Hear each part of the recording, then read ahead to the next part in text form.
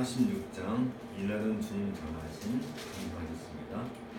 이날은 주님 정하신 참 기쁜 날일세 온 천하 만민 주 앞에 다 찬송하여라.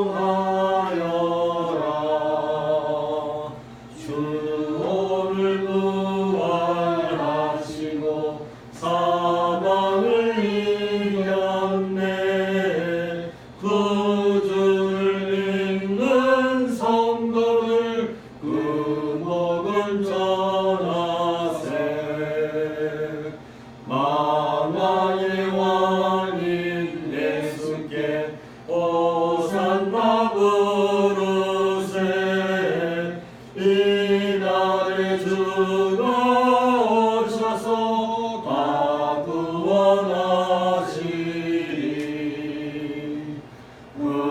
권능 가진 구세주 살 길을 주려고 온 세상 만민 가운데 주 함께 계시네.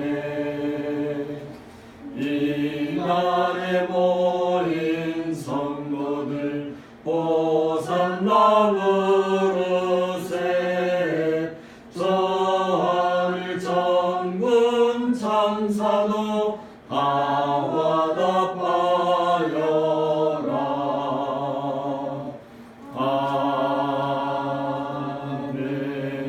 아멘. 드디어 2018년 한 해가 저물어가고 있습니다. 한 해 동안도 우리를 또 건강히 지켜주신 주님께 감사드리고요. 이제 새해를 함께 맞이할 그런 마음을 준비해야 되겠습니다. 묵상기도하고 예배 시작합니다.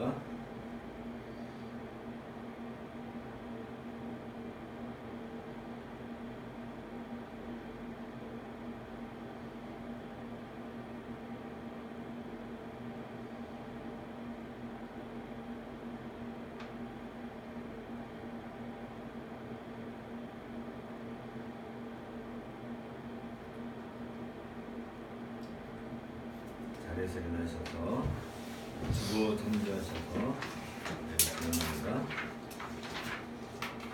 우리 마음을 주님께 들어올려 함께 고백합시다. 우리의 모든 천지를 지으신 여호와의 이름에 있도다. 그때 세례 요한이 이르러 유대 광야에서 전파하여 말하되 회개하라 천국이 가까이 왔느니라 하였으니 그는 선지자 이사야를 통하여 말씀하신 자라. 이르시되 광야에 외치는 자의 소리가 있어 이르되 너희는 주의 길을 준비하라. 그가 오실 길을 걷게 하라 하였느니라. 기도하겠습니다.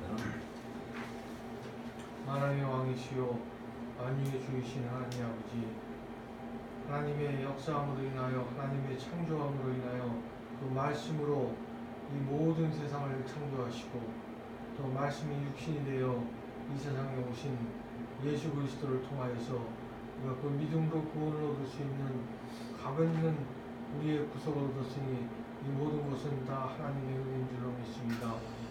하나님 아버지, 지난 1년 동안에도 우리의 머리털까지도 헤아마시고 눈동과 같이 우리를 지켜주셔서 오늘도 건강하게 주님의 구별된 주일을 2018년도 마지막 주일을 주 앞에 나와 기도할 수 있게 해주심을 감사드립니다.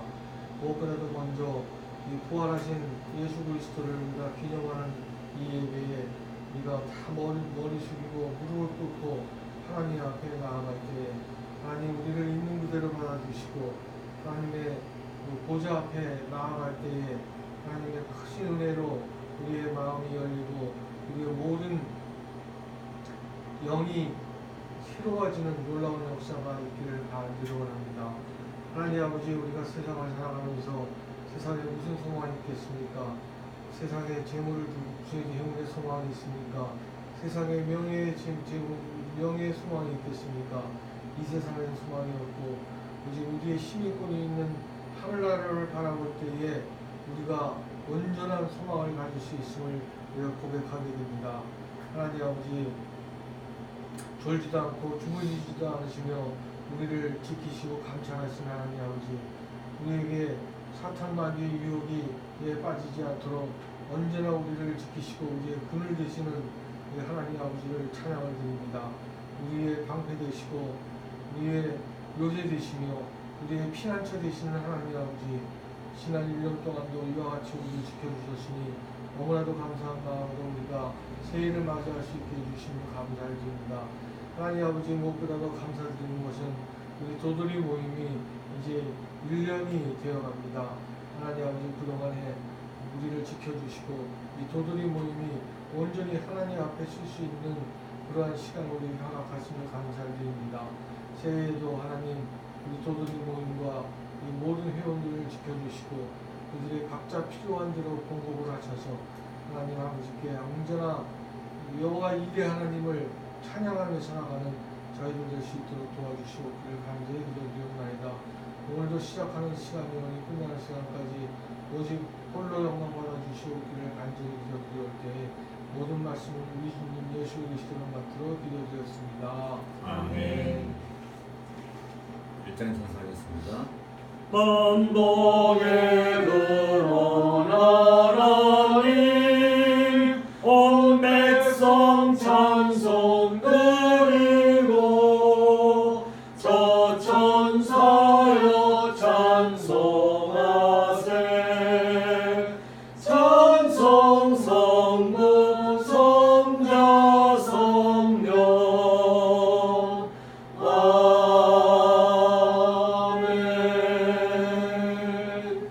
자리 앉으시고요. 고백의 부름. 이는 한 아기가 우리에게 낳고 한 아들을 우리에게 주신 바 되었는데 그의 어깨에는 정사를 메었고 그의 이름은 기묘자라 모사라 전능하신 하나님이라 영존하시는 아버지라 평강의 왕이라 할 것임이라. 이 정사와 평강의 거함이 무궁하며 또 다윗의 왕자와 그의 나라에 불림하여 그 나라를 빛을 주고 식수림으로 영원히 존재한 공의로 그는 것을 하시리라. 만군의 여호와 열심히 이를 이루시라. 제 고백입니다. 광야에 지는 자의 소리가 있어 이르되 너희는 주의 길을 준비하라. 그의 오실 길을 걷게 하라. 기록된 것과 같이 세례 요한이 광야에 이르러 죄사함을 받게 하는 회개의 세례를 전파하니 온 유대 지방과 예루살렘 사람이 다 나아가 자기 죄를 자복하고 그 땅에서 그에게 세례를 받더라. 제 거룩을 연성을 같이 하겠습니다.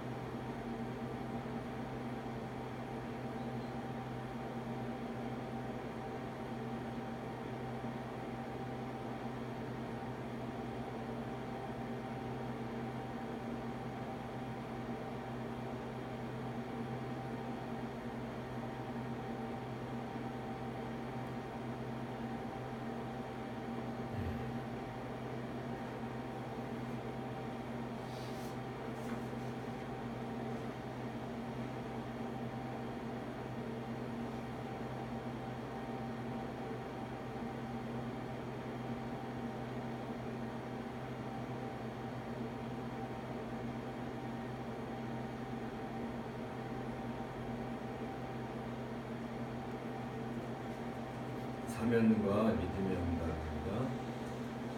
땅과 거기에 충만한 것과 세계와 그 가운데 사는 자들은 다 여호와의 것이로다. 여호와께서 그 터를 바다 위에 세우시며 강들 위에 건설하셨도다. 여호와의 산에 영장을 누며 그의 거룩한 곳에 사는 자가 누굽니까? 또 손이 깨끗하며 마음이 청결하며 뜻을 허탄하게 두지 아니하며 거짓 맹세하지 아니하는 자로다. 15장 하나님의 크신 사랑 감사하겠습니다.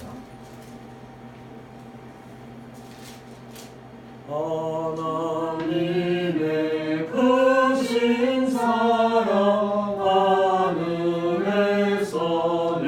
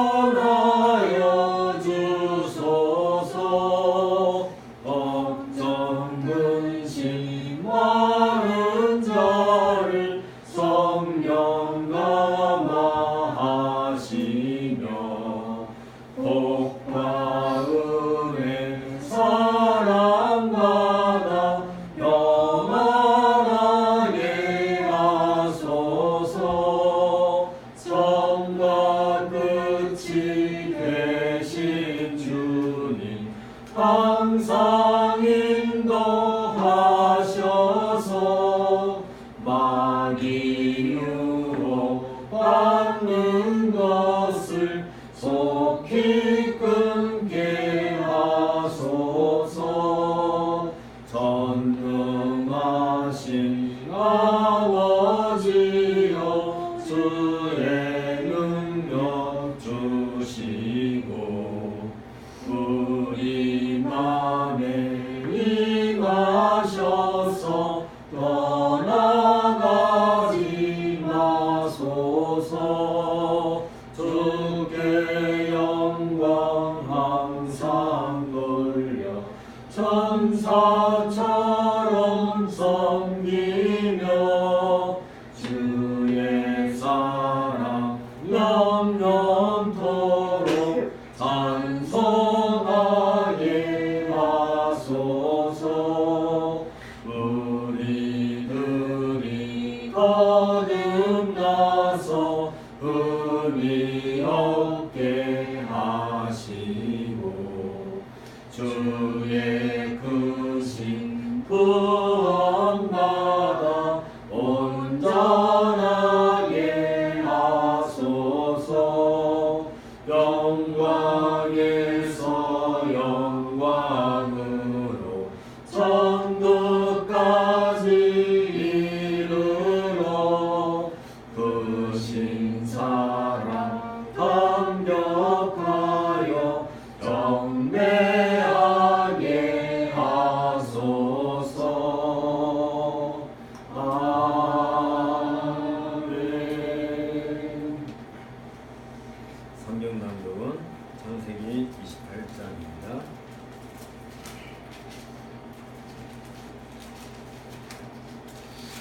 이삭이 야곱을 불러 그에게 축복하고 또 경고하여 이르되 너는 가나안 사람의 딸 중에서 아내를 맞이하지 말고 일어나 밧단 아람으로 가서 내 외조부 부두엘의 집에 이르러 거기서 내 외삼촌 라반의 딸 중에서 아내를 맞이하라.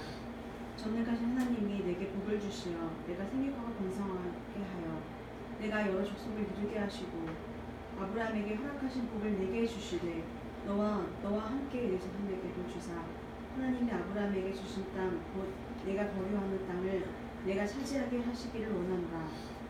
이에 이삭이 야곱을 보내매 그가 밧단 아람으로 가서 라반에게 이르렀으니 라반은 아람 사람 부두엘의 아들이요 야곱과 에서의 어머니 리브가의 오라들이더라.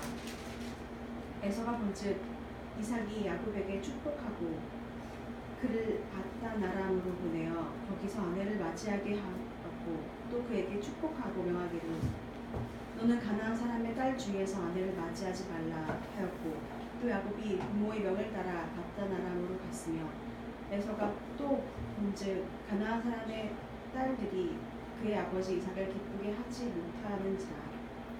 이에 에서가 이스마엘에게 가서 그 본처들을 외에 아브라함의 아들 이스마엘의 딸로 느바요의 누이인 마할랏을 아내로 맞이하였더라. 야곱이 브엘세바에서 떠나 하란으로 향하여 가더니 한 곳에 이르러는 해가 진지라.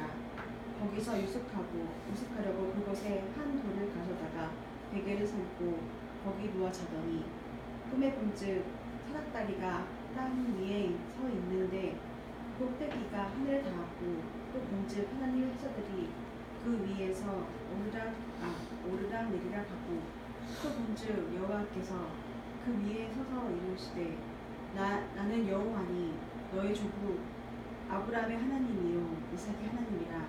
내가 누워있는 땅을 내가 너와 내 자손에게 주리니 내 자손이 땅의 티끌같이 되어 네가 서쪽과 동쪽과 북쪽과 남쪽으로 퍼져나갈지며 땅의 모든 족속이 너와 내 자손으로 말미암아 복을 받으리라. 내가 너와 함께 있어 내가 어디로 가든지 너를 지키며 너를 이끌어 이 땅으로 돌아오게 할지라. 내가 내게 허락한 것을 다 이루기까지 너를 떠나지 아니하리라 하신지라. 야곱이 잠이 깨어 이르되 여호와께서 과연 여기 계시거늘 내가 알지 못하였도다. 이에 두려워하여 이르되 두렵도다.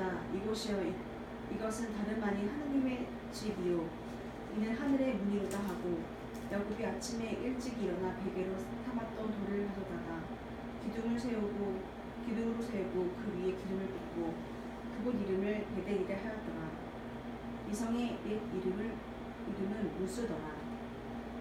야곱이 서원하여 이르되 하나님이 나와 함께 계셔서 내가 가는 이 길에서 나를 지키시고 먹을 떡과 입을 옷을 주시어 내가 평안히 아버지 집으로 돌아가게 하시오면 여호와께서 나의 집이 되실 것이요 내가 기둥으로 세운 이 돌이 하나님의 집이 될 것이요 하나님께서 내게 주신 모든 것에서 10분의 1을 내가 반드시 하나님께 드리겠나이다 하였더라. 이는 주님의 말씀입니다. 하나님께 감사를 드립니다. 전범의 찬송 31장 읽겠습니다.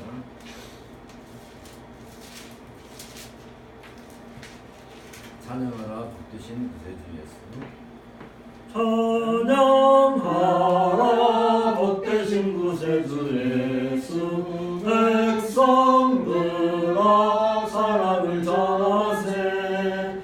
경배하라 하늘의 천군과 전사.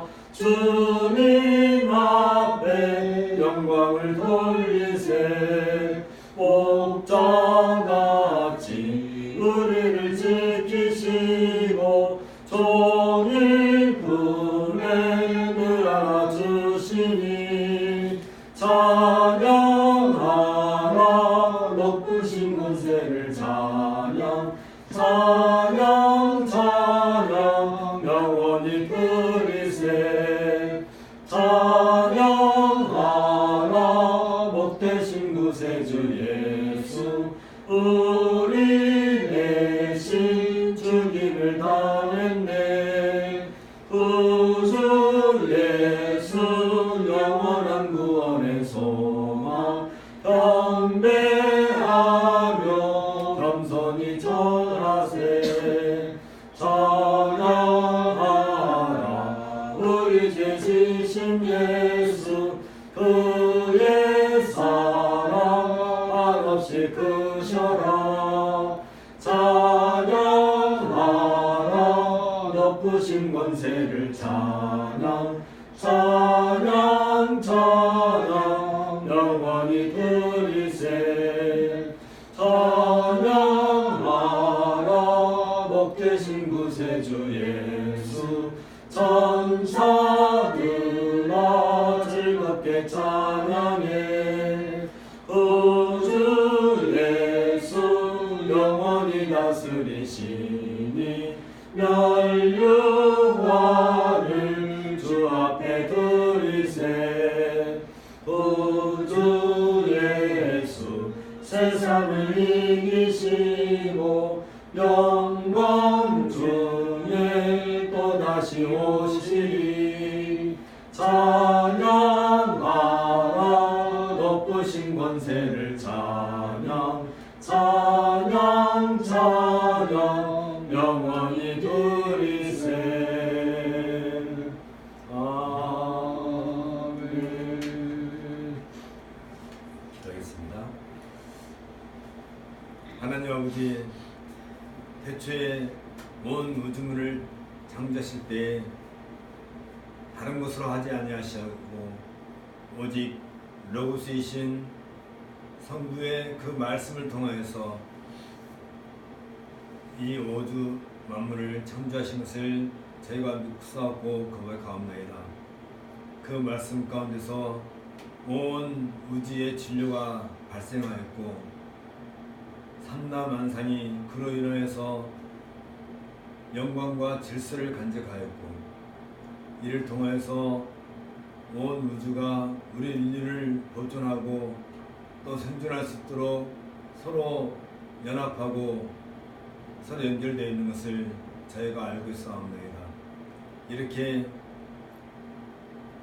아름다운 그리고 또 복된 세상을 만드시고 그 가운데 아담을 창조하시고 또 하와를 창조하시고 그로 인하여서 온 인류가 발생케 하신 이 놀라운 은혜가 참으로 하나님의 큰 지혜요 하나님의 영광인지 얼마나 그것이 크고 아름다운 것인지 저희가 이 제사 또한 거룩하지 않을 수 없사옵나이다.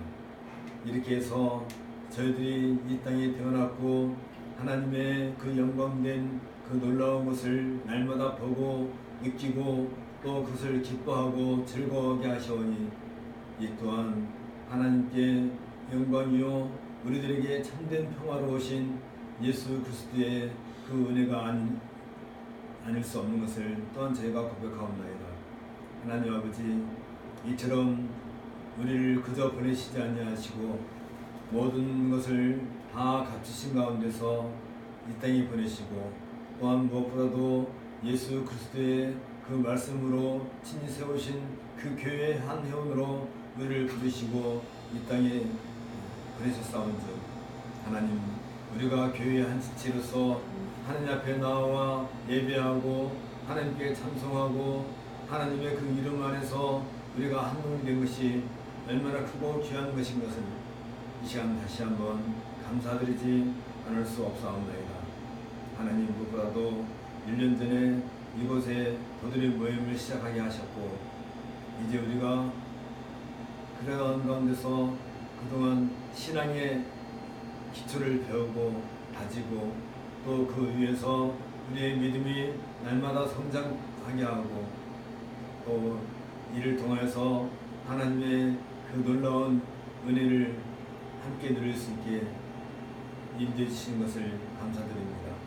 이제 새로운 한 해를 맞이하는 이 시점에서 우리가 좀 더 마음에 모든 정성을 기울여 오로지 하나님 외에 다른 것을 바라보지 아니하고 하나님의 말씀으로만 우리의 영혼이 잠들고 바르게 세워줄 수 있다는 것을 명심하고 무엇보다도 그 말씀 앞에서 우리가 참된 기쁨을 누릴 수 있도록 주께서 늘 새롭게 함께 해주셨기를 간절히 바라고 원하옵나이다. 또한 아버지 하나님, 바라옵기는 이 땅에 많은 주의 교회들이 있고 주의 백성이 있는 것을 저희가 아옵나이다. 이제 때가 되면 그들이 온전히 하나님 앞에 설 것인지 하나님께서 이 땅에 있는 교회를 불쌍히 여기시고 곳곳에서 전해지는 오늘 이 하나님의 말씀이 세상의 사람들처럼 헛됨에 빠지지 아니하고 온전히 주의 말씀 가운데서 저들이 새롭게 세워지는 복된 주일로 삼아주셨기를 간절히 바라고 나옵니다. 하나님께서 모든 신자들을 주의 거룩한 하늘나라로 그 성전으로 불러 모으시고 그 가운데서 적당하게 때를 따라 말씀해 주시옵니 오늘도 전하여진 이 말씀을 통하여서 우리의 심령과 볼새가 나누어지고 그 가운데서 참된 주의 음성을 듣고 우리가 새롭게 변화되는 그러한 주의 예배가 될 수 있도록 주께서 은혜를 더하여 주시기를 원합니다. 또한 바라옵기는 하나님 아버지, 거짓된 영들이 얼마나 이 땅에 가득한지 사슬과 점괘로 또한 사악한 인간의 방법으로 살아가려고 하는 수많은 사람들이 있는 것을 저희가 보옵나이다. 그 옛날에 예루살렘 성에 복음이 가득하였던 그날을 저희가 보았습니다. 하나님 아버지, 이 땅에도 주의 거룩한 백성들을 통해서 주의 복음이 가득 채워지는 그날이 속히 올 수 있도록 주께서 우리들을 또한 일깨워 주셨기를 간절히 바라고 원합니다. 아버지 하나님, 또한 바라옵기는 이 나라 이 민족을 불쌍히 여기시고 이제 남북 통일을 그 여운이 활짝 펴지고 있는 이때 우리 교회들이 좌우 진영에 빠지지 아니하고 오로지 하나님께서 우리 민족에게 어떤 복을 주실 것인가를 잘 일깨워서 많은 신자들이 통일의 그날까지 마음의 준비를 단단히 하고 또한 국력이 있는 우리 동포들에게도 주 예수 그리스도의 복음을 전하는 그날이 속히 오기를 소망하게 하여 주옵소서. 하나님 아버지, 온 세상이 기근과 또한 가진 자의 그 압박 가운데서 없는 자들이 고난당하는 그러한 모습을 보옵나이다. 오늘도 수많은 사람들이 좀 더 나은 삶을 향하여서 미국으로 또 유럽으로 죽음의 행진을 하는 것을 또한 제가 보고 있습니다. 저들이 죽기까지 그 죽음을 불사하고 그곳에 이르고자 하는 것은 안타깝게도 주의 말씀이 그러서가 아니라 자신들의 육체의 그 평안을 위한 것을 또 양식을 찾기 위한 그런 발걸음 것을 놓고 볼 때 그들의 발걸음이 얼마나 애처롭고 안쓰러운지 알 수 없사옵나이다.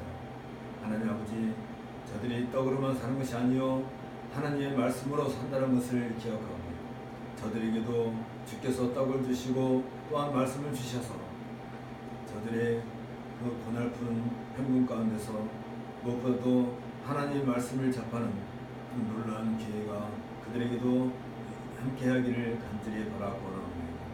하나님께서 온 세상을 지켜보실진데 곳곳에 주의 그 은혜가 가득 심겨져서 전쟁과 사악함이 빨리 아무러지고 참된 주의 백성들이 하나님을 영화롭게 하는 그 예배가 온 땅에 가득 채워질 수 있도록 주께서 은혜로 함께해 주옵소서.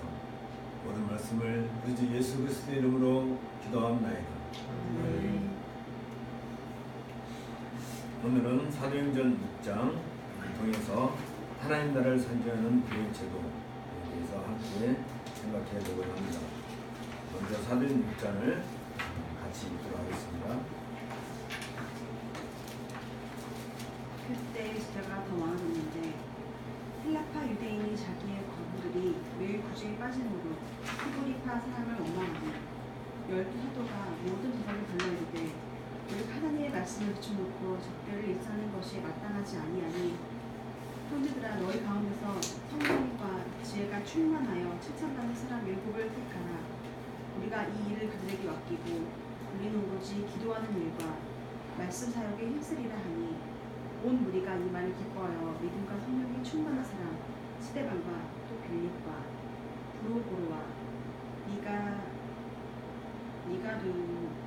니가노로와 디몬과 바메나와 유대교에 입주했던 안디오 사람 니고라를 택하여 사도들 앞에 세우니 사도들이 기도하고 그들에게 안수하니라. 하나님의 말씀이 점점 왕성하여 예루살렘에 있는 제자의 수가 더 심히 많아지고 커다란 제사장의 무리도 이 도에 복종하니라. 스데반이 은혜와 권능이 충만한 큰 기사와 표적을 민간에 행하니 이른바 자유민들 즉 구레네인과 알렉산드리아인과 길리기아와 아시아에서 온 사람들의 회당에서 어떤 자들이 일어나 스데반과 더불어 문제말세 스데반의 지혜와 성령으로 말함을 그들이 능히 당하지 못하여 사람들이 매수하여 말하게 하되 이 사람이 모세와 하나님을 모독하는 말을 하는 것을 우리가 들어노라 하고 백성과 장로와 서기관들을 충동시켜 와서 잡아가지고 공회에 이르러 거짓 증인을 세우니 이르되 이 사람이 이 거룩한 법과 율법을 거슬러 말하기를 맞지 아니하도다. 그의 말에 이 나사렛 예수가 이것을 헐고 또 모세가 우리에게 전하여 준 규례를 고치겠다 함을 우리가 들었노라 하거늘 공회 중에 앉은 사람들이 다 스데반을 주목하여 보니 그 얼굴이 천사의 얼굴과 같더라.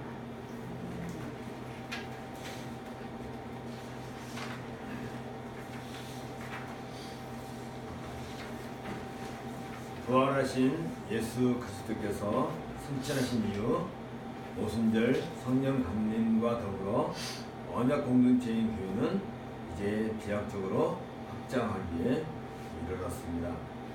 비록 예루살렘에 제한되어 있었지만 오순절 기간에 제자의 수가 3,000명에 이르렀고요. 또 안진뱅이 치유 사건 이후에는 제자의 수가 5,000명에 이르는 것을 우리가 보게 되었고요. 사도행전 5장 14절에 보면 아나니아와 삽비라 사건 이후에는 남녀의 수가 큰 무리를 이루었는데 여기서부터 누가는 더 이상 수를 세지 않고 있는 것을 보게 됩니다. 그동안 유대교 지도자들은 두 번이나 사도들을 박해한 것을 또한 보게 됩니다. 산헤드린 공회는 안진병이 치유 사건 때 사도들을 옥에 가두고 신문하였지만 이때 사도들은 사도행전 4장 19절에 있는 것처럼 하나님 앞에서 라는 원칙을 제시했고 교회는 공회를 반신국 세력으로 규명하게 되었습니다. 또한 산헤드린 공회는 아나니아와 삽비라 사건 이후에 사도들이 기적과 표적을 나타냄으로써 수많은 사람들이 모여들자 공회가 사도들을 일방적으로 옥에 가두는 그런 악행도 저질렀습니다. 그러나 주의 사자가 사도들을 옥에서 이끌어내었고 오히려 반대의 복음을 전파하도록 격려하여 주셨습니다. 그 다음날 공회가 사도들을 강제로 신문을 했지만 사도들은 사도행전 5장 29절에 있는 것처럼 사람보다 하나님을 순종하는 것이 마땅하니라는 원칙을 제어하기에 이르렀습니다. 이상에서 보는 것처럼 불과 몇 개월 사이에 발생한 일들을 주요 사건 중심으로 누가는 사도행전을 기록해오고 있습니다. 특히 교회가 비약적인 발전을 하게 되는 배경에는 하나님 나라의 일에 대한 사도들의 신학적 해석 작업과 더불어서 교회에 대한 반신국 세력의 박해가 있었음을 병행해서 보여주고 있습니다. 이처럼 교회는 말씀의 해석과 선포를 통해 그리고 반신국 세력에 대한 전투하는 교회로서의 성격을 갖춤으로써 폭발적인 발전을 하게 되었습니다. 누가는 입장에서 또 하나 교회사에서 빠뜨릴 수 없는 사건을 우리에게 기록해주고 있습니다. 그것은 스데반 순교 사건으로 이제 7장에서 비약되었고 그리고 이어서 8장에서는 이로 인하여 대대적인 박해로 말미암아 예루살렘 교회가 전 세계로 흩어진다는 내용으로 이렇게 발전시켜 나가고 있습니다. 이제 이런 배경 가운데서 하나님의 나라를 상징하는 교회 제도가 어떻게 형성되고 있는가를 사도행전 6장을 통해서 함께 보도록 하겠습니다.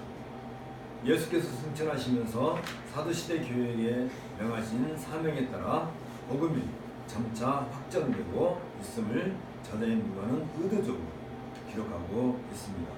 오순절 성령강림은 영으로 오신 예수의 임재로서 생전에 예수 그리스도의 권능이 제자들에게 임한 사건이었습니다. 이때부터 제자들은 예수 그리스도의 이름으로 복음을 전하기 시작했고 그 결과 3,000명이나 예수 그리스도의 이름으로 세례를 받았습니다. 그들은 날마다 모여 사도의 가르침을 받고 서로 교제하며 기도하기를 힘쓰는 교회를 이루어가게 된 것입니다. 성전에서 안진병인을 걷게 한 기적을 통해서 회개하고 돌이킨 사람이 많아졌는데요. 사도시대 교회의 남교수만 이제 5,000명에 이르게 되었습니다.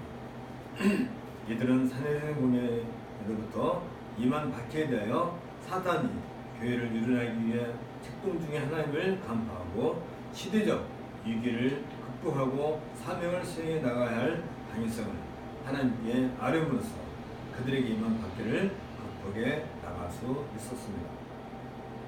이것은 사도시대 교회가 이 땅에 건설해야 할 교회적 성격을 기용함에 있어서 하나의 이정표를 세우는 결과를 가져다 주었습니다. 그리고 그들은 한 마음과 한 뜻이 되어 모든 물건을 서로 통용함으로써 높은 문화를 세워나가는 사회를 구성하는 한편 주 예수 그리스도의 부활을 증거하는 교회적 사명을 따라서 살아가게 되었던 것입니다. 나아가 아나니아와 삽비라 사건을 통하여 교회 내부로부터 나타나는 부패의 요소는 어떤 것이라도 과감히 찾게 나감으로써 교회가 이 땅 위에서 순결성을 유지해야 함을 다시 확인하기로 하였습니다. 이처럼 교회가 그 본인의 모습을 돈독히 하고 세상과 구별되는 거룩한 삶을 갖게 되자 사도시대 교회는 그 시대에 확연히 등장하는 역사적인 교회의 행적을 나타내기에 되었던 것입니다. 그 결과 교회는 세상이 범접할 수 없는 고고한 잣대를 가지게 되었고요. 어둠 속에서 밝게 빛나는 빛과 나타났습니다.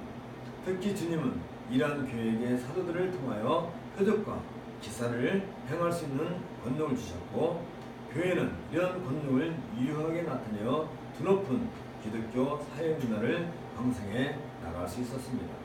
이 모습을 누가는 사도행전 5장 12절부터 13절에 기록하기를, 사도들의 손으로 인간의 표적과 기사가 많이 되매 믿는 사람이 다 마음을 같이하여 솔로몬 행각에 모이고 그 나머지는 감히 그들과 상종하는 사람이 없으나 백성이 칭송하노 라고 기록하고 있습니다. 이러한 교회가 확인이 이루어지자 믿고 죽기로 나오는 자가 더 많으니 남녀의 큰 무리더라는 기록처럼 점차 사도시대의 교회는 세살과 구변되어 나가고 있었습니다. 그리고 독특한 하나의 사회를 세워나가고 있음을 누가는 보여주고 있습니다. 뿐만 아니라 베드로 사도의 그림자만이라도 덮을까하여 많은 사람들이 길가에 진을 칠 정도로 당시 사도시대의 교회의 삶은 세상과 비교해 볼 때 그 모습이 순결하고 고상하였음을 우리는 알게 됩니다. 사도시대 교회가 세상과 달리 발전하는 모습이 지속되었기 때문에 당시 유대 지도자들이었던 대제사장과 그 당파들의 시기가 가득하게 되어 이제 오히려 사도들을 고기에 가두면서까지 교회를 없애려 하게 이르렀습니다. 그들이 볼 때 교회는 자기들의 사회와는 엄연히 구별될 뿐만 아니라 누가 보더라도 높은 문화 사회를 형성하고 있다는 사실에서 그들은 위협을 느끼게 되었던 것입니다. 처음에는 자기네들과 일반 다른 사회가 아닐 것이라는 생각을 했을 것입니다. 그러나 점차 시간의 흐름에 따라 자기들이 가지고 있는 종교적 가문이나 교리 또는 사상으로는 도무지 비교도 할 수 없을 정도로 높은 문화 사회를 이뤄가고 있기 때문에 시기와 아울러 자기 사회 체제에 심각한 도전을 받고 위협을 느끼지 않을 수 없었을 것입니다. 이러한 반응은 죄로 인해 악한 경향을 가지고 있는 사람들에게 자주 나타나는 그런 현상이기도 합니다. 이것은 마치 자기들의 활동 범위를 벗어난 사람들을 기어코 자기들의 범주 안으로 끌어들이게 함으로써 안정을 이룰 수 있다고 생각하는 소인배들의 생각과 다를 바 없었습니다. 비슷한 예를 우리는 가인과 아벨 사건에서도 발견할 수 있습니다. 가인은 아벨이 드린 예배가 하나님으로부터 인정을 받고 자신의 예배가 거절당하자 아벨을 시기하기에 이르렀습니다. 이것은 자기가 살고 있는 관습과 사고방식이 다른 아벨을 오히려 원망하고 같은 공간 안에 이질적인 요소를 가지고 있는 아벨을 용납할 수 없게 만들고 말았습니다. 결국 가인은 비열한 방법으로 아벨을 제거해 버렸습니다. 가인은 정정당당하게 아벨을 상대한 것도 아니고 자신의 의기를 제시하여 피차 옳고 그른 것을 시정하자는 타협조차도 요구하지 않았습니다. 자기의 일방적인 판단과 이기적인 이권을 위하여 무창하게 아벨을 죽였던 것입니다. 마찬가지로 사내들인 공의는 사도들이 가지고 있는 이질적인 요소에 대하여 연구하거나 피차 차이점을 제시함으로써 그 옳고 그름을 판단하기보다는 자기들이 가지고 있는 권세를 앞세워 사도들을 억압하였던 것입니다. 이것은 가인과 같은 힘의 철학에 근거한 수법으로서 매우 악질적인 행위가 아닐 수 없습니다. 그러나 사도들은 사내들인 공의의 위협에 대해서 사도행전 5장 29절에 있는 것처럼 사람보다 하나님을 순종하는 것이 마땅하니라는 대원칙을 밝히 드러냅니다. 하나님 중심적인 삶이야말로 얼마나 확고하고 분명한 것인가를 증거했던 것입니다. 비록 대적자들은 사도들을 재치질하고 위협했으나 사도들은 오히려 주를 위하여 능력받는 일을 기뻐하며 주님의 몸된 교회를 든든히 세워 나갈 수 있었습니다. 이 사실을 누가는 단적으로 사도행전 5장 42절에 기록하기를, 저희가 날마다 성전에 있든지 집에 있든지 예수는 그리스도라 가르치기와 전도하기를 쉬지 아니하니라 라고 기록하고 있습니다. 이 기록된 말은 사도들이 가르친 전체의 내용, 즉 구약에서 시작하여 완성된 예수 그리스도의 복음을 한마디로 요약한 말이기도 합니다. 사도들이 전파한 복음의 내용이 무엇인지 우리에게 명확하게 보여주고 있습니다. 사도들의 가르침을 통하여 교회가 점차 큰 규모로 확장되자 나름대로 문제점이 그 안에서 나타나기도 했습니다. 곧 교회의 공동체적인 삶이 사도들에 의해 유지되고 있었는데 사도들이 말씀을 전파하는 일에 바쁘다 보니 교회 구성원들에게 일일이 손길이 가지 않았던 것입니다. 그 결과 헬라파 유대인들이 자기의 과부들이 매일의 구제에서 빠지게 됨을 보고 히브리파 유대인들을 원망하기에 이르게 되었습니다. 거룩한 교회 공동체 안에서 미처 생각지 못했던 문제가 야기되었던 것입니다. 사도시대 교회의 회원은 주로 헬라파 유대인들과 히브리파 유대인들의 두 부류가 있었습니다. 헬라파 유대인들은 가나안 땅이 아닌 외지에서 출생한 사람들로서 헬라적 영향을 비교적 많이 받은 사람들입니다. 반면에 히브리파 유대인들은 가나안 땅에서 출생한 사람들로서 자연히 히브리적 사고방식에 길들여진 사람들입니다. 그런데 헬라파 유대인들은 항상 정통성을 주장하는 히브리파 사람들에게 약간의 오해를 가지고 있었습니다.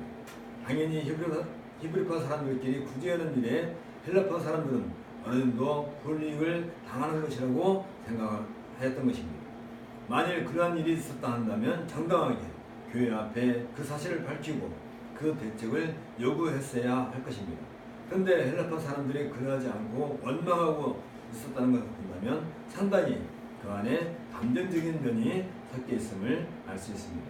그렇다면 그들의 불만은 정당한 것이 아니라 오히려 잘못된 오해에 따른 것이라고 볼 수도 있을 것입니다. 그러나 어떤 이유라도 그러한 불만이 있다는 것은 교회 공동체적인 삶에 커다란 악을 끼치는 것과 같습니다. 따라서 사도들은 이 문제의 심각성을 느끼고 당시 교회로서 행해야 할 최선의 해결책을 모색했습니다. 바로 그것은 공개 사업을 전담할 직분으로 집사를 세우는 방법이었습니다. 이 일을 통하여 교회라는 거룩한 공동체적 체제를 할지라도 그 제도가 결코 완벽한 것이 아님을 알 수 있습니다. 또한 한 번 조직을 갖췄다고 해서 더 이상 그 형태를 수정하지 않아도 될 만큼 완벽한 것도 아님을 알 수 있습니다. 이러한 것을 통하여 이 세상에 사는 사람들에 의해 조직된 체제는 언제나 불합리함과 부패할 수 있다는 가능성을 지니고 있다는 사실을 심각하게 우리는 살펴보아야 할 것입니다. 교회란 거룩한 모임이기 때문에 한 번 조직되면 결코 변질되거나 부패할 수 없다고 생각하는 것은 잘못입니다. 교회라 할지라도 얼마든지 실수할 수 있으며 잘못 판단하여 진리를 거슬 수 있고 나아가 복음을 떠나 부패하거나 배달할 수도 있음을 인정해야 하는 것입니다. 로마 천주교처럼 교회의 결정이 절대적이라고 한다면 얼마든지 인간들에 의해 조작된 것이 진리를 배설할 수도 있는 것입니다. 그래서 개혁은 어느 시대든지 지속적으로 이루어져야만 하는 것입니다. 사도교회 시대에도 개혁이 필요했었던 것입니다. 개혁이라는 말은 어떤 일정한 형태를 고수하지 않는다는 그런 의미를 가지고 있습니다. 곧 항상 잘못되어 있는가를 면밀히 살펴보고 언제든지 지금 가지고 있는 체제나 형태를 개선시켜 나가는 것을 개혁이라고 말할 수 있습니다. 비록 외형적으로는 같은 형식을 취한다 할지라도 그 안에 담겨있는 사상을 새롭게 해나가며 그 이전보다 훨씬 그 사상을 깊고 풍부하게 하는 것이 개혁이라 할 것입니다. 그 결과 지금의 체제로서는 더 이상 그처럼 새롭고 풍부한 현상을 나타낼 수 없을 때에는 새로운 형태라든지 체제를 세워야 하는 것입니다. 언제까지나 한 번 구축된 형태를 끝까지 보수하는 것을 보수주의라고 하는 것이 아닌 것입니다. 보수한다는 것은 지금까지 전해 내려온 사도들의 복음이 변질되지 않고 오염되지 않으며 나아가 진리를 깨뜨리려고 하는 사악한 무리들에 대항하여 진리를 지키는 것을 의미합니다. 그런데 우리나라 교회는 보수라는 말을 오해하여 어떤 형태를 거지고투로 지켜나가는 것이라고 생각하는 사람들이 많이 있는 것을 보게 됩니다. 이러한 잘못된 생각이 저변에 깔려있기 때문에 어느 교회에 한번 출석하면 그 교회를 본교회라 하여 특별한 사정이 없으면 본교회를 지켜야 한다는 이유로 그 교회를 떠나지 못하기도 하는 것을 우리가 보게 됩니다. 교회가 가지는 성격이 어떤 것인가를 분명하게 파악하고 과연 복음에 입각한 교회를 복음을 가르치고 있는가를 판단한 후에 교회에 등록하지 않고 소위 인연에 끌려 교회 회원이 되는 경우가 많기 때문에 그러한 현상이 비일비재하게 일어나고 있는 것입니다. 뿐만 아니라 황금이 가지고 있는 높고 가상한 정신을 알고 그에 합당한 삶을 하나님께 드려야 함에도 불구하고 지금의 교원들은 11조 헌금이라는 제도의 노예가 되어서 벗어나지 못하고 있는 것을 우리가 보게 됩니다. 더 나아가 최근에는 그 근원도 정확하지 않은 각종 이름의 헌금 명목이 버젓이 교회에 정착하게 되었고 각종 명목의 헌금 봉투의 두께가 마치 신앙의 척도를 재는 법으로 변질되고 말았습니다. 이러한 암영역은 교회 구석구석에 있어서 기도의 본음이라든지 찬송의 본질이라든지 예배의 참뜻을 아는 데는 관심이 없고 그저 지금까지 행하여왔던 형세에 얽매여 벗어나지 못하고 있는 것을 우리가 또한 보게 됩니다. 이러한 빈약하면서 과감히 탈출하여 복음의 본상을 잡고 교회의 본질을 세워나가는 것이 곧 계획이라 할 것입니다. 이런 점에서 16세기 종교개혁 이후 시대에서 계획이라는 말은 종교개혁 정신을 올바르게 개성해 나간다는 의미를 가지고 있는 것입니다. 사도시대 교회는 지금까지 운영해온 제도로는 점차 방대해지는 교회를 바로 세워나갈 수 없기 때문에 사도들은 심각한 위기의식을 갖고 새로운 체제로서 집사의 직분을 세웠던 것입니다. 이렇게 함으로써 사도시대 교회는 역사적인 교회로서 새로운 금자탑을 세우게 되었습니다. 그 과정을 보면 첫 번째로 사도행전 4장 19절에서는 하나님 앞에서 라는 대원칙을 제시했고 4장 23절부터 37절에서는 교회적 사명을 인식한 그런 기도와 삶을 그들이 추구했고 사도행전 5장에 들어선 교회의 순결성을 보수하는 그런 일을 이루었고 그리고 5장 12절부터 16절에 본 것처럼 세속과 구별된 거룩한 교회로서의 자태를 완벽하게 세워나간 것을 보게 됩니다. 그리고 사도행전 6장 1절부터 7절을 통해서 언제든지 빈약한 체제와 형태를 벗어버리고 개혁하는 교회의 삶을 역사 위에 정립할 수 있었던 것입니다. 나아가 이러한 개혁 정신은 지금까지 사도들에게 집중되어 있던 교회의 의존도를 집사들에게 분산시킴으로써 사도시대 교회가 새로운 국면에 접하게 되었음을 암시해주고 있습니다. 그리고 이러한 개혁을 통해서 지금까지 주로 사도들에게 제한되어 있던 증인의 삶이 점차 전 교회원들에게 확정되고 있음도 우리는 알게 됩니다. 이렇게 함으로써 성령께서는 이제 더 이상 예루살렘에서만의 교회가 아니라 좀 더 확장되어 유다와 사마리아에게도 복음을 전할 수 있는 기반을 준비하고 있었던 것입니다. 헬라파 유대인들의 불만으로부터 야기된 사건을 통하여 사도들이 다른 직분을 세워야겠다고 판단한 것은 그만큼 사도들의 생각이 모자랐다는 의미가 결코 아니었습니다. 오히려 성령께서는 이 일을 통해 교회가 나아가야 할 또 다른 모습과 방향을 인도해 주셨습니다.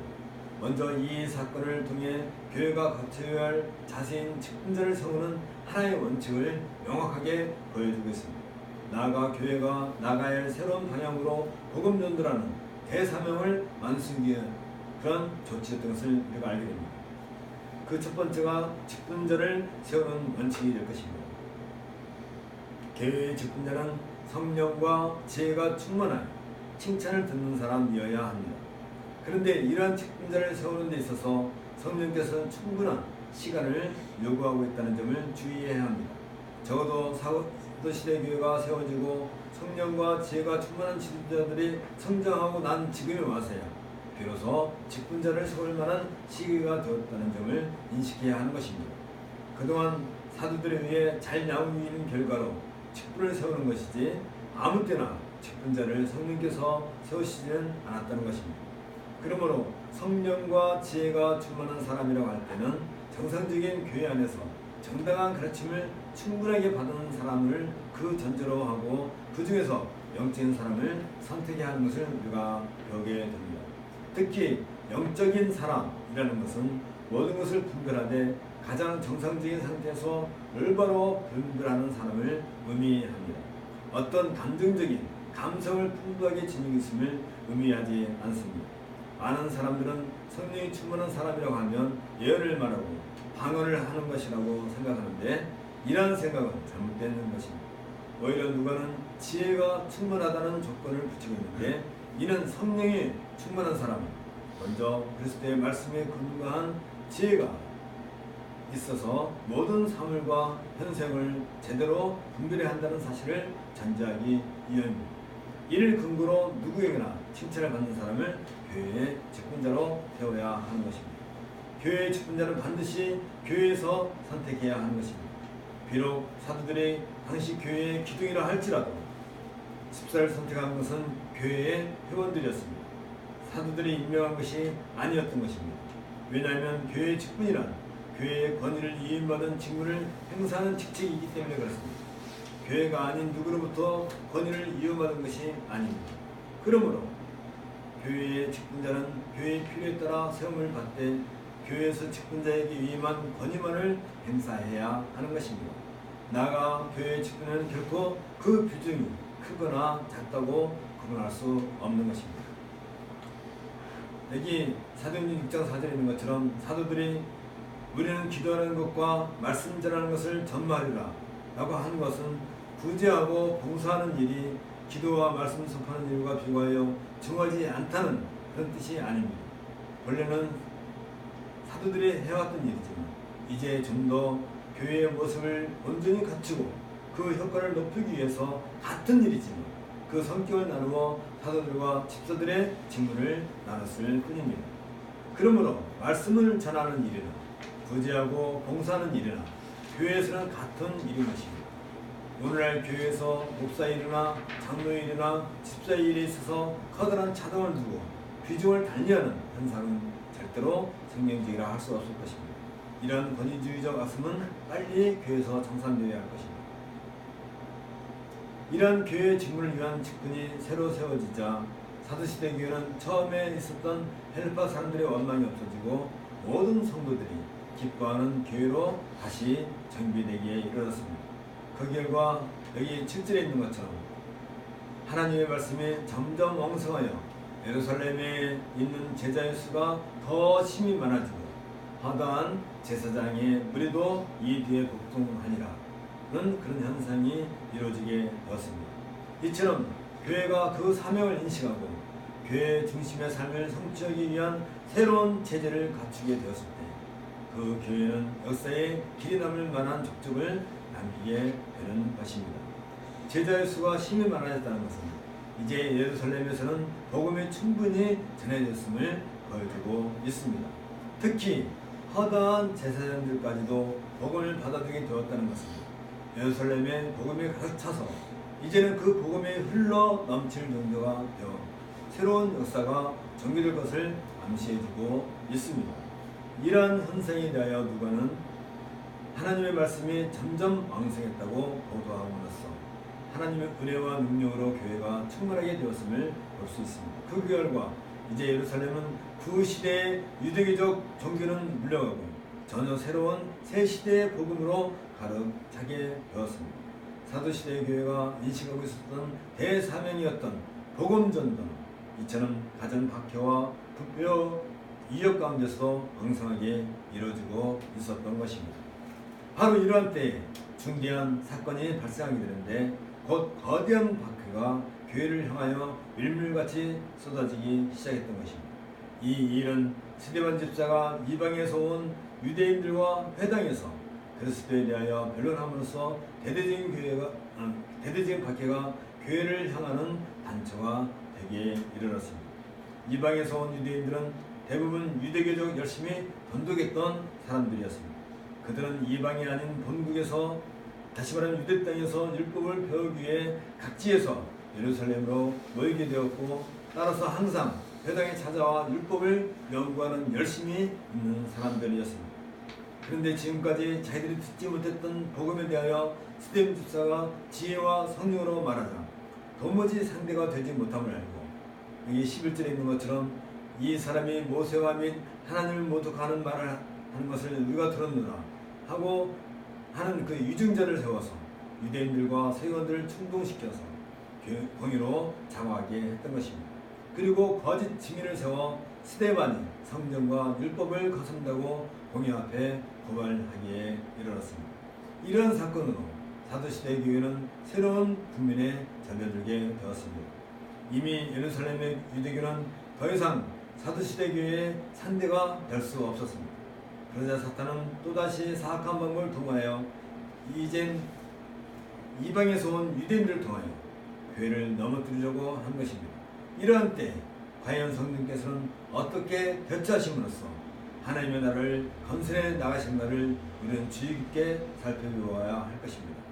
지금까지 사도시대 교회가 그 본인의 모습과 사명을 어떻게 이루고 행사하였는가를 우리는 볼 수 있었습니다. 적어도 한 지역에서 교회가 이 땅에 세워질 때는 그만한 의미가 있어서 하나님께서 세우시는 것입니다. 그렇다면 역사적인 위치를 차지할 만한 가성이 있어야 할 것이며 그에 따른 사명을 완수함으로써 하나님의 나라를 세우는 교회가 되어야 할 것입니다. 그렇기 때문에 먼저 현실의 교회로서 위치 확인이 우선적으로 이루어져야 하는 것입니다. 지금 우리 시대의 교회는 사도시대 교회도 아니고 중세 종교개혁 시대의 교회도 아니고 21세기의 시대에 존재하고 있습니다. 그러면 이 시대적인 역사 이해와 교회로서의 사명을 깨닫고 있어야 하는 것입니다. 그럴 때 그 교회 회원인 성도들이 각자의 역할을 깨닫고 하나님의 뜻에 합당한 삶을 가지게 되기 때문입니다. 교회와 성도 간의 삶은 하나입니다. 교회가 온전하지 않으면 결코 성도 개개인의 삶 역시 의미 없는 삶을 살게 될 뿐입니다. 사도시대 교회가 역사적 위치를 분명하게 인식하고 전 교회가 공동 운명체로서 교회 중심의 삶을 나누며 하나님께서 요구하시는 것이 무엇인지 알고 있었던 것처럼 지금 우리도 이런 점에 있어서 힘써야 할 일입니다. 이 시대의 교회에게 하나님께서 바라시는 가장 우선적인 것은 하나님 나라의 일에 속한 복음이 더 이상 오염되지 않고 파손되지 않도록 보수하는 것입니다. 그리고 그 온전한 복음을 후대에 전해줘야 하는 일이라 할 것입니다. 말세가 가까워짐을 보면 볼수록 현장에 나타나는 현상은 이제 교회가 말씀을 버리고 세상과 같아지고 있다는 현상을 우리는 정확하게 파악하고 있어야 할 것입니다. 사도시대 교회로부터 교회는 돈독하고 고소한 모습을 가지고 있었습니다. 그러나 지금에 와서 교회들은 그러한 모습을 버린 지 오래되었습니다.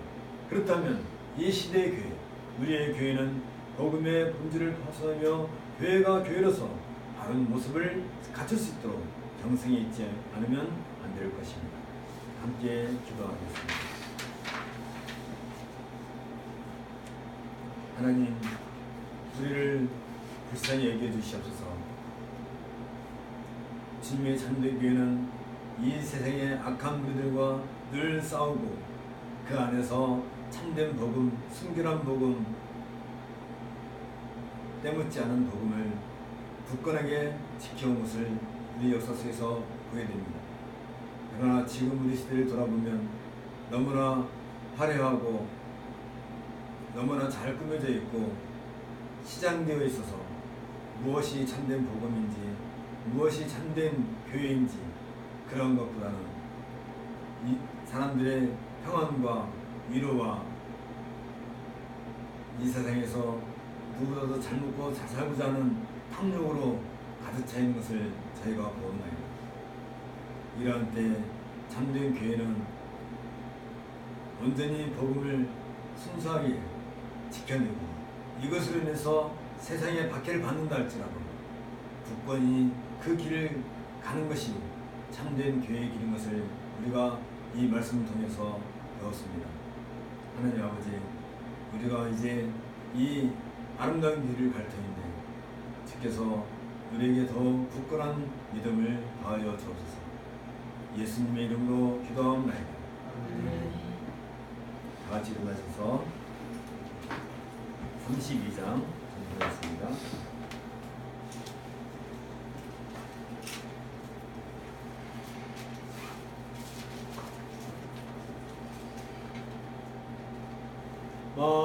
만유의 주제 존귀하신 예수 사람이 되신 하나님 나 사모하여 영원히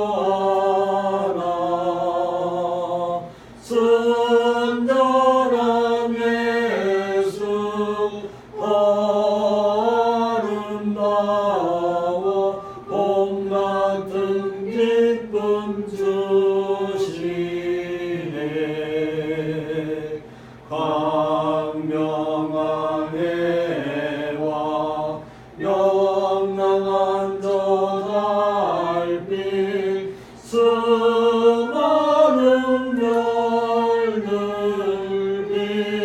빛나나 주의 수빛은 더 찬란하여 참 비교할 수 없도다.